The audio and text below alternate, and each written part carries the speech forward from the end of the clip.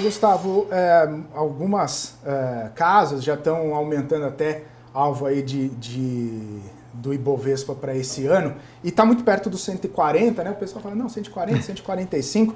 Eu queria entender um pouco da sua percepção, porque, assim, sem multimercado, sem investidor de gestor brasileiro, né, pesando bastante no Ibovespa, ainda um pouco machucado, ainda um pouquinho sem fazer aportes grandes, apenas com um leve fluxo estrangeiro que veio para cá, a gente já teve essa pancada renovando máximas.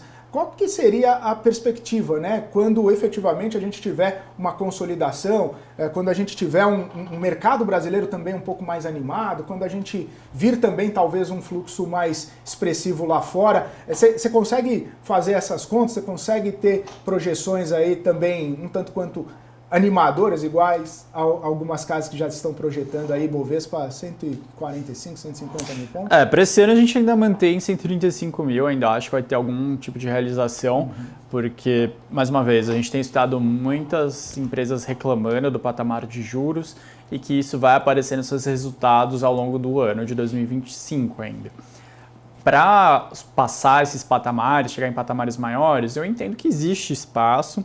Conforme a gente tenha cortes de juros, a gente sempre tem aquele ponto que ele é mais incômodo para o investidor pessoa física, que é 1% ao mês, que ele é muito mal acostumado aqui no Brasil. Então, quando acaba 1% ao mês, ele começa a se movimentar um pouco mais, olhando para outros tipos de ativos que não a renda fixa. Para 2026, claro que as eleições vão ter um papel muito relevante. Quando a gente vê as pesquisas hoje sobre os fundos, por mais que eles estejam sofrendo resgates, eles não estão no maior patamar de otimismo dos últimos 2 anos e meio, 3 anos, em termos de bolsa.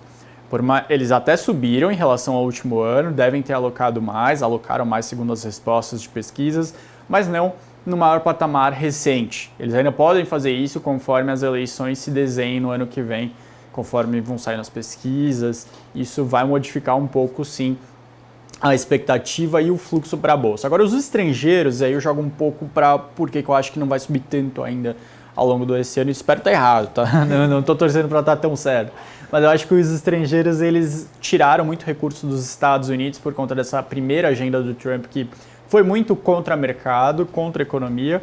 Mas tem outras partes da agenda que a gente sabe que são muito apreciadas pelos investidores.